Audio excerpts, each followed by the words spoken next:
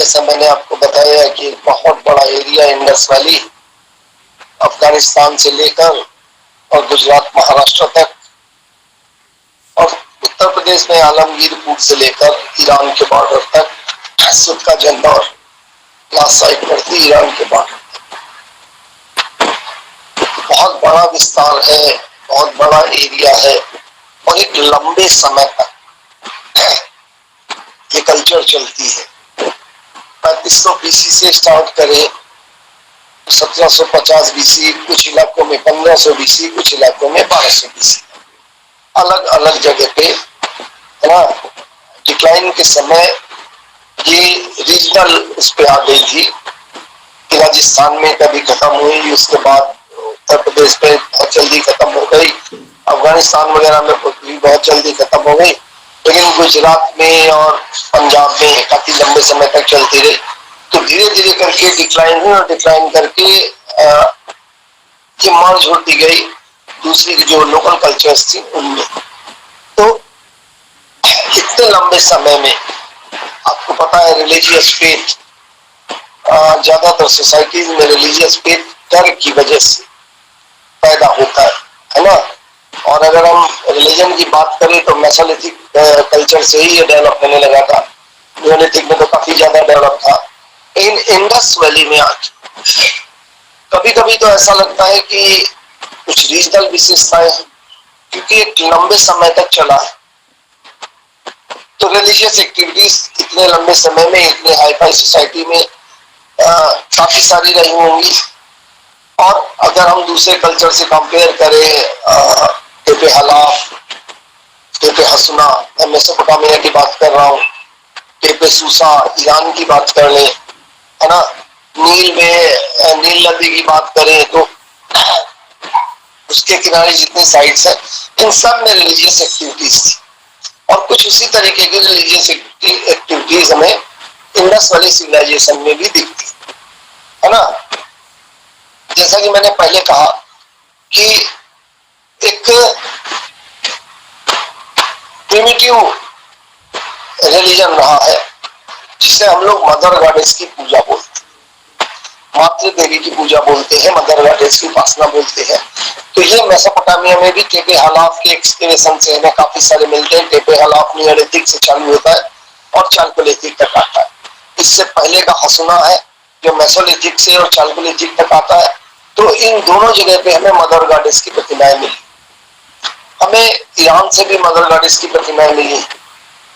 अब इंडस वाली सिविलाइजेशन में इस तरीके की मदर गॉडेस की प्रतिमाएं हमें काफी सारी मिली। आखिर ये है क्या? कोई स्त्री की प्रतिमा नहीं, ये फीमेल ऑर्गन जिसे पत्थर के ऊपर बनाया जाता था और पत्थर को उस तरीके का शेप दिया जाता। इसकी उपासना हमें दिखाई पड़ती है शुरुआत, है ना। शुरुआत में इस तरीके की उपासना हमें दिखाई पड़ती आमरी से, अफगानिस्तान की साइट है, लोरावाई नदी उसकी घाटी में आमरी बहुत बड़ी साइट है। और आमरी को अगर मदर बोला जाए इंडस वैली की तो कोई बड़ी बात नहीं होगी। आमरी से, मुंद्रा से, नाल से, है ना, बनावली से, बनावली साइट है राजस्थान में, आमरी, नुंद्रा, नाल, ये तीनों साइट्स है अफगानिस्तान में।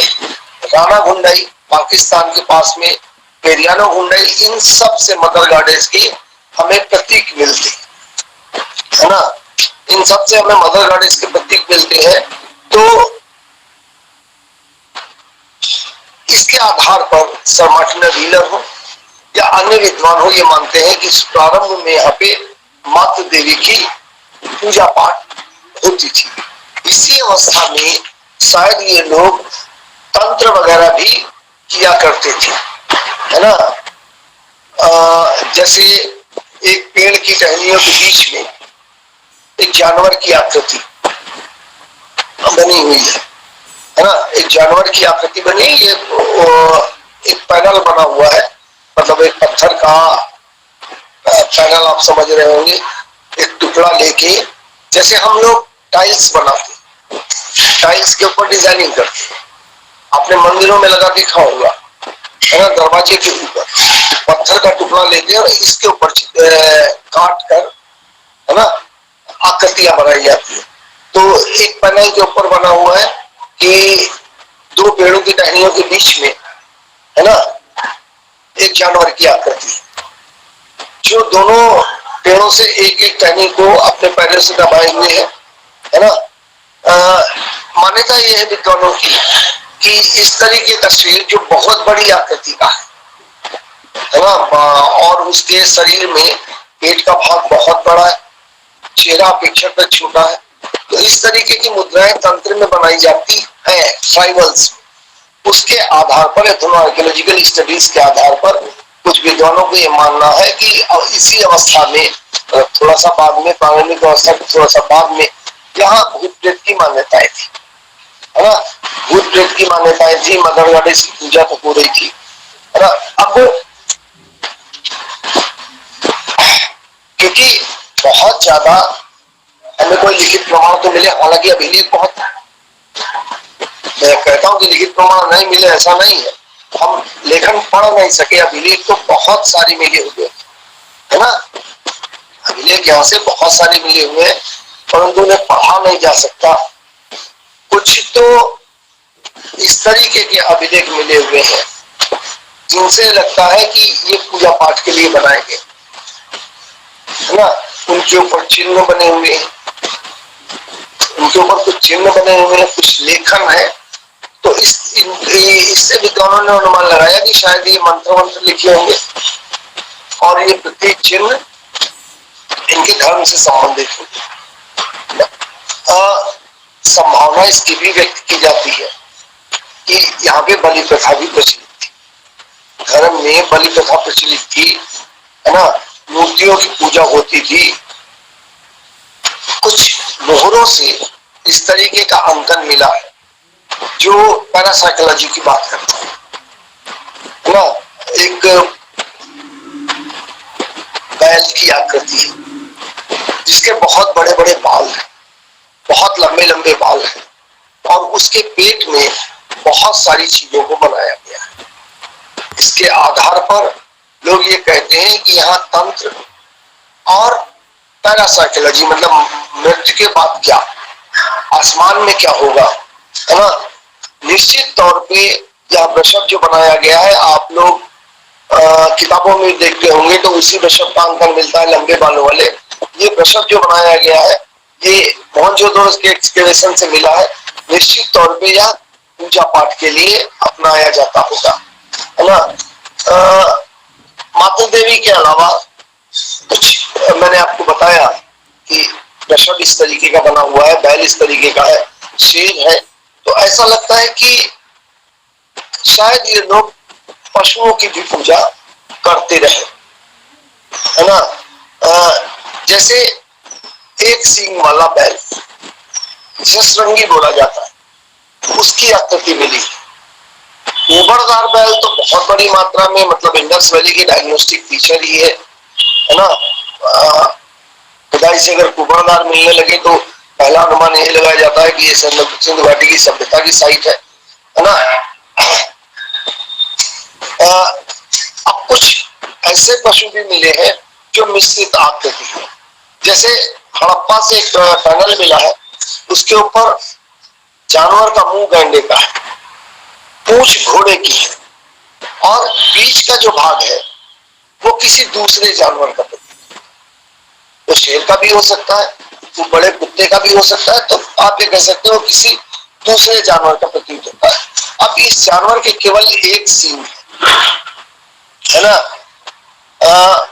इस जानवर के एक सींग है, तो निश्चित तौर पर यह जानवर पूजा अथवा तंत्र के लिए उपयोग में लाया जाता होगा ना। निश्चित तौर पर जानवर पूजा और उसके लिए प्रयोग में लाया जाता होगा। नाग की बहुत सारी आकृतियां एक ही पैनल पर बनी है ना। एक ऐसी मोहर मिली है जिसके ऊपर दो नाग आपस में एक दूसरे से लिपटे हुए हैं। एक अन्य सील पर एकदम फन उठाए हुए नाग मिला हुआ है। तो कुछ लोग ये मानते हैं कि यहाँ पर नाग पूजा भी होती थी। अब वृक्षों की पूजा की जाती थी, बहुत सारे अन्य सभ्यताओं में वृक्ष की पूजा प्रचलित थी, है ना। जो हमें पेड़ दिखाई पड़ते हैं जिनके जिनके नीचे लोगों को बैठे दर्शाया गया है, वो है नीम के, पीपल के और खजूर के, है ना। इन पेड़ों के साथ साथ कुछ आकृतियां ऐसी भी बनी है जिन्हें कुछ लोग देवी देवताओं की प्रतिमाएं बोलते हैं और कुछ लोग चिन्ह बोलते हैं, है ना। अब वृक्षों की पूजा के पीछे क्या है, इसकी बात तो जब तक लिखित ना मिल जाए हम कुछ नहीं कह सकते ना। एक बबूल की आकृति जिसके ऐसा लगता है कि उसके चारों तरफ उसके एक तरफ एक बैल बना हुआ है जो बबूल के नीचे खड़ा हुआ है ना। दूसरे पैनल पर एक छोटा सा पेड़ है जो पुजारी किसी व्यक्ति को भेंट कर रहा है। एक पेड़ है, वो पुजारी किसी व्यक्ति को भेंट कर रहा है।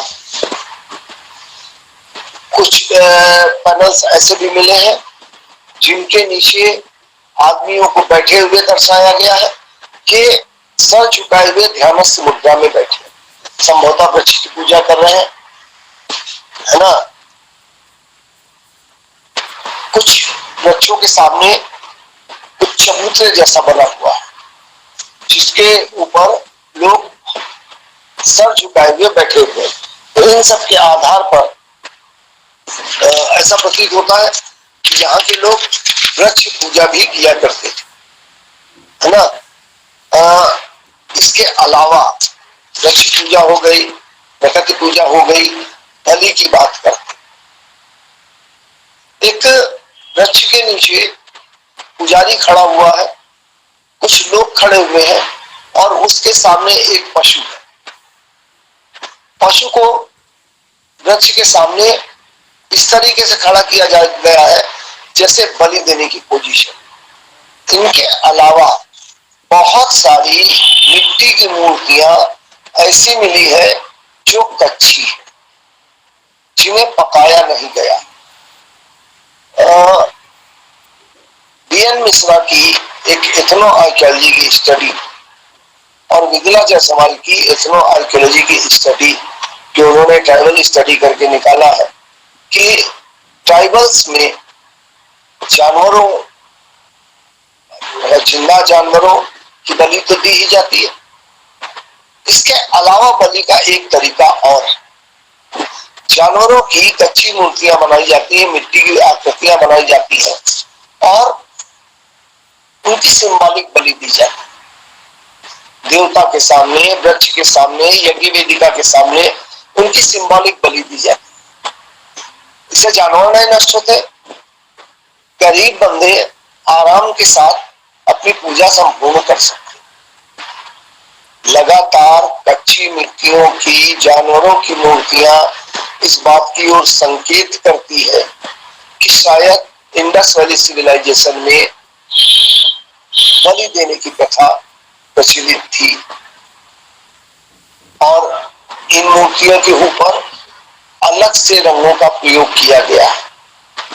कुछ कच्ची मूर्तियों पर अलग से रंगों का प्रयोग किया गया है, माथे के ऊपर, शरीर के ऊपर, जिसे विद्वान ये कहते हैं कि पूजा करते समय जैसे हम लोग का तिलक वगैरह लगाया जाता है, अलग अलग धर्मों में अलग अलग रिचुअल प्रक्रियाएं होती है। तो हो सकता है कि इंडस वैली सिविलाइजेशन में कुछ इस तरीके की प्रक्रिया रही होगी, है ना। अब क्वेश्चन मार्क के साथ मैं दो चीजें कहना चाहता हूं। एक शैविज्म या शिव की उपासना, बहुत सारे विद्वानों को इसके ऊपर आपत्ति है और बहुत सारे विद्वान हैं जो मानते हैं कि वहां पे शैव उपासना थी, शैव उपासना थी, वैष्णव उपासना थी, मातृ देवी की पूजा होती थी, है ना। इसका मानने का एक कारण और भी, इंडस वैली के जस्ट बाद भारत में आर्यों का आगमन प्रारंभ हुआ। आर्यों का कोई धर्म नहीं था। एक शाखा भारत और ईरान की तरफ चली आई जिसे हम लोग पश्चिमी शाखा बोलते हैं, और दूसरी शाखा चली गई यूरोप की तरफ। जो ईरान की तरफ शाखा आई, उसने ईरान के प्रचलित धर्म को अपना लिया।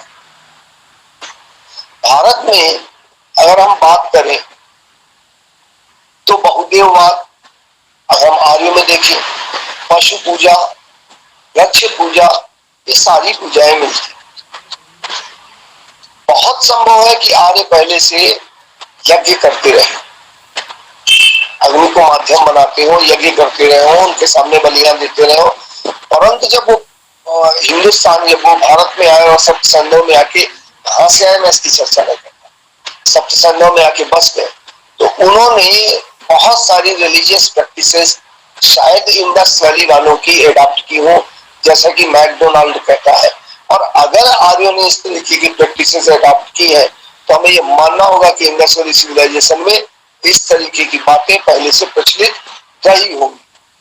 हो सकता है कि वहां पर दूसरे देवता रहे हो और आर्यों ने उनकी जगह पर अपने हीरोज को कोई स्थान दे दिया हो उन देवताओं का, जैसे इंद्र को स्थान दे दिया हो, सूर्य को स्थान दे दिया हो, वरुण को उन देवताओं का रिप्लेसमेंट मान लिया हो, है ना। रुद्र बड़ा वो है कि ऋग्वेद में रुद्र का तो नाम मिलता है लेकिन शिव का नाम नहीं मिलता। लेकिन जब हम डेटा वैदिक लिटरेचर की बात करते हैं तो शिव को आदिदेव और महादेव का नाम मिलने लगता है ना। तो निश्चित तौर पे कोई ना कोई कनेक्शन ऐसा जरूर इंडस वैली वालों से ऋग्वेदिक में उनका रहा होगा, क्योंकि अन्य जगह पे जहां भी आर्य गए, आर्य जाके बसे, उन्होंने लोकल रिलीजन को ही एडॉप्ट किया। तो इसलिए ये माना जा सकता है कि शैविज्म, वैष्णविज्म, बहुदेववाद, वृक्ष की पूजा, पशुओं की पूजा, है ना, जो कंपोजिट एनिमल्स बनाए जाते उनकी पूजा, बलि देना, ये सब कुछ इंडस वैली सिविलाइजेशन में पहले से रहा है। तो कुछ ऐसी मूर्तियां मिली जिनके आधार पर हम ये कह सकते हैं कि शायद इंडस वैली सिविलाइजेशन में शिव की उपासना पहले से हो रही। जैसे इंडस वैली सिविलाइजेशन को हम एक चीज मानते है ना, इंडस वैली सिविलाइजेशन को हम एक चीज मानते हैं, बेटा अरुण कुमार जी, आपने प्रोटो सैविज्म बोला। अभी तो मेरे पास समय नहीं है, लेकिन सैविज्म प्रोटो क्या होगा? अगर हम शैविज्म की बात करें तो ये तो मानता है कि सृष्टि की शुरुआत ही शिव से, तो फिर शिव का प्रोटो क्या होगा, मुझे बताएंगे आप? जिससे सृष्टि की शुरुआत, हालांकि ये फिलोसफी की बात है, सही है, मुझे इस क्लास में नहीं करनी चाहिए, लेकिन बीच में आपने डाला और मेरी निगाह पड़ गई। तो फिर प्रोटो क्या होगा? इससे पहले कुछ है ही नहीं, उसका प्रोटो क्या होगा? ठीक है बेटा, कभी बात में बात करेंगे, है ना। आप लोग डालते रहते हैं तो पशुपति प्रोटो है। बेटा मैं आपको एक चीज बता दूं, जब आप शैव संप्रदाय पढ़ लीजिएगा, पशुपति बहुत बात के, पशुपति नहीं पाशपत बोलते हैं उनको, पाश बोलते हैं जीवन को। तब जो आपका शरीर है उसके अंदर आत्मा, आत्मा शरीर ने आत्मा को बांध रखा और उसका पति है शिव, उसका स्वामी है शिव। पाशुपत संप्रदाय बहुत बात का है ना। सबसे पहले महेश्वर संप्रदाय, और शुरुआत की बात करें, वैदिक एरा की बात करें तो सबसे पहले महेश्वर संप्रदाय, फिर अर्धनारीश्वर, है ना, फिर लकुलीश्वर। ये कई तरीके के, अभी इसका डेवलपमेंट नेट से नहीं समझ में आएगा। शैविज्म का डेवलपमेंट एकदम अलग तरीके का है। शिव कैसे गाड बने ये सब बेटा शैविज्म में बताऊंगा, अभी तो मैं यहाँ की बात कर रहा हूँ। तो कुछ ऐसी चीजें मिली जो शैविज्म की ओर इंडिकेट करती। जैसे मैं एक चीज की चर्चा करता हूँ, इंडस वैली सिविलाइजेशन की डायग्नोस्टिक फीचर क्या, पहचान क्या? उबरदार बैल, हम्प्ड बुल, और हम्प्ड बुल की पूजा करते हुए भी दर्शाया गया। हमटबुल को, बैल को नंदी की तरह शिव से जोड़ा जाता है।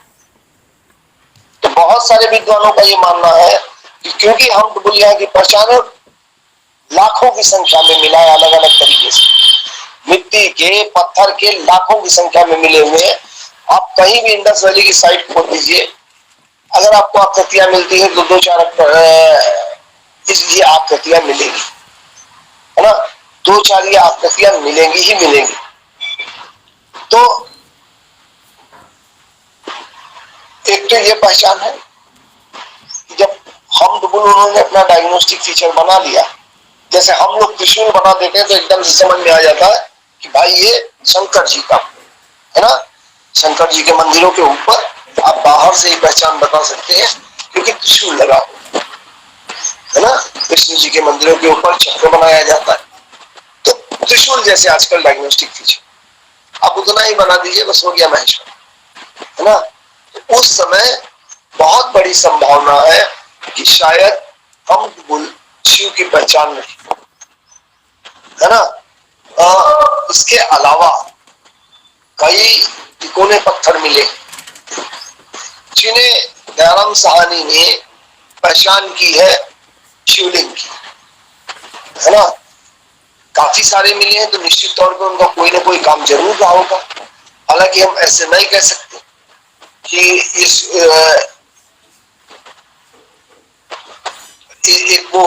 एक ताबीज मिला है जिसके ऊपर त्रिशूल काम, इससे पता लगता है कि शायद शैविज्म उस समय फैला हुआ।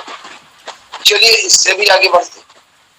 एक पत्थर की एक पैनल मिला है, उसमें पत्थर की चौकी पर एक मानव आकृति बनी जिसके 3 सिर तथा 3 सींग दिखाई गई। यह घुटनों तक वस्त्र पहने हुए, इसका एक पैर चौकी पर मुड़ा हुआ है, दूसरा जमीन पर लटका, मतलब वो जिस अवस्था में शिव बैठते हैं, शिव को दर्शाया जाता है, ठीक उसी अवस्था में ऊपर का बदन पूरा नंगा है ना। इसके चारों ओर पशु खड़े हैं। इस देवता को पशुपति कहा जाता है। तब ज्यादातर विद्वानों ने इसकी पहचान पशुपति से की है क्योंकि इसके 3 सिर, त्रिनेत्र और 3 सिर, त्रिशूल का द्योतक मानते हैं लोग, बल्देवोपाध्याय मानते, मैकडोनाल्ड मानते। इसके जो 3 सींग है वो त्रिशूल का द्योतक है ना। सींगों के बीच में फूल, पत्तियां और टहनी निकली हुई है। संभवतः लोग फिलॉसफी वाले तो बड़ा लंबा जाते हैं ना, तो उन्होंने कहा कि यह प्रकृति का सृजन, शिव वनस्पति की देवता, इसलिए इनके चारों तरफ, है ना। इसके अलावा इनके दोनों कोनों पर, मूर्ति के दोनों कोनों पर 2 नाग बने, है ना। 2 नाग बने हुए हैं। नाग शिव के प्रतीक है, इसे योगेश्वर शिव की प्रतिमा बोला जाता है। एक अन्य प्रतिमा की जिसमें एक व्यक्ति समाधिस्थ, उसके सामने त्रिशूल लगा हुआ है, सामने की तरफ सिंह और नंदी का अंकन, मतलब सॉरी नंदी में कह गया, बैल का अंकन है और पीछे की तरफ नाग का। इससे लोग शिव की बात करते हैं क्योंकि ये शिव के परिवार के वाहन अंकित है ना।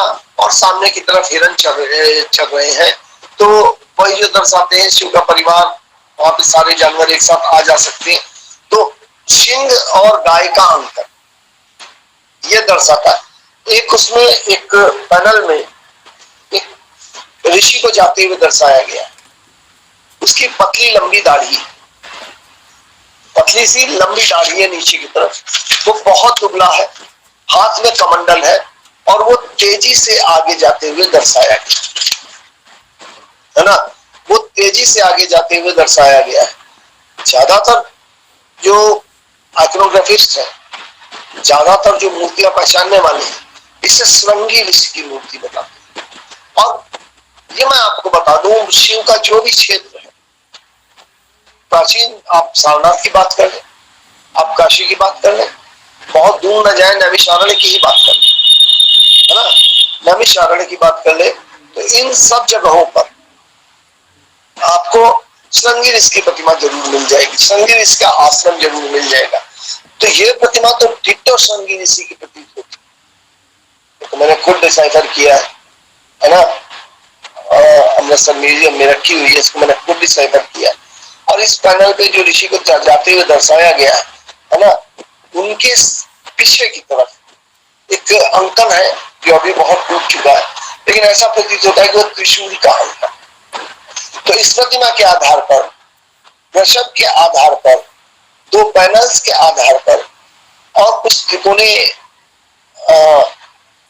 जो शिवलिंग मिले उनके आधार पर बहुत सारे विद्वानों ने ये अनुमान लगाया है कि संभावना ये है कि उस समय शैविज्म वहां पे फल फूल रहा है ना। अब इसके अलावा कुछ चिन्ह ऐसे मिले हैं जो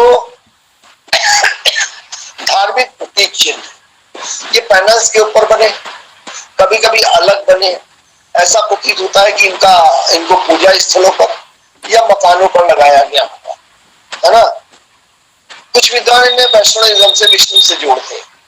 स्वास्तिक का चिन्ह, चक्र बना हुआ है, स्तंभ मिला है, स्तंभ मिला है जो ज्यादातर वैष्णव आर्किटेक्चर में लगाया जाता है, उस तरीके का स्तंभ है। स्वास्तिक तो बहुत ज्यादा मिला है, स्वास्तिक का अंकन मोहरों के ऊपर, पैनल्स के ऊपर, सीलिंग्स पे बहुत बड़ी मात्रा में स्वास्तिक का अंकन, है ना। चक्र का अंकन दर्शाया गया है, पत्थर के ऊपर चक्र काट के बनाए गए हैं।